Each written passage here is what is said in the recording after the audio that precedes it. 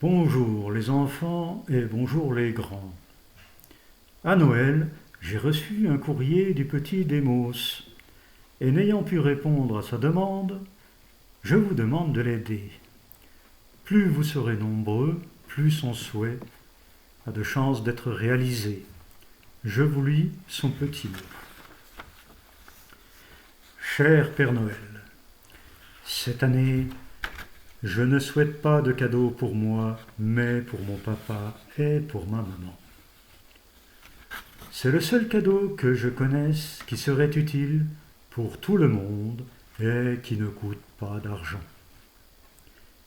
Il est difficile d'expliquer l'utilité de ce cadeau.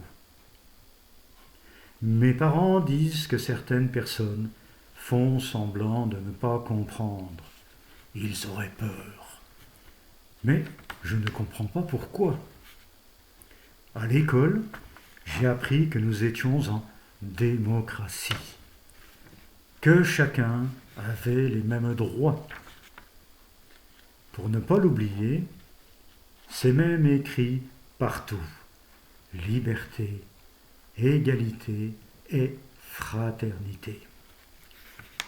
Moi, j'ai l'impression que les grands ne savent pas lire, car à la télé, il y a des gens qui manifestent parce qu'ils n'ont plus assez d'argent pour manger ou pour mettre de l'essence dans la voiture.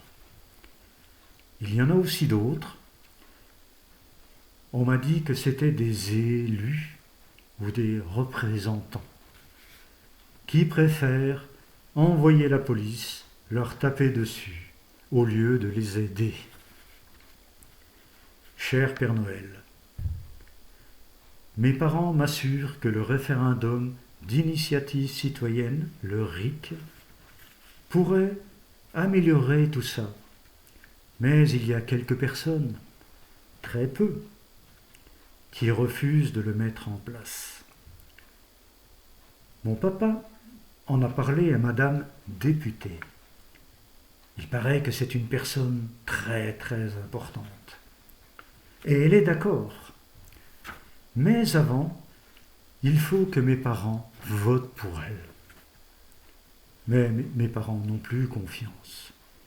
Ils disent que ces personnes ont la maladie d'Alzheimer.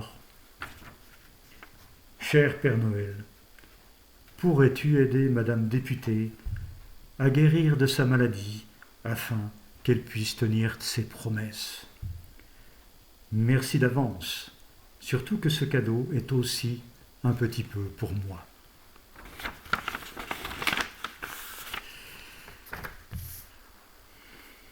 Mon cher enfant, ce que tu me demandes est un des rares cadeaux que je ne puisse déposer aux pieds du Père Noël. Certaines personnes, en devenant des adultes, oublient leurs rêves d'enfant. Et la maladie de Madame députée est une maladie imaginaire que l'on contracte souvent à cause de certains virus que l'on appelle l'ambition ou le pouvoir. Certains en guérissent, d'autres pas. Pour obtenir un tel cadeau, il faut beaucoup de volonté et de patience. Il faut en parler avec tes amis, avec tes voisins, car la télé, elle, n'en parlera que si elle n'a pas le choix.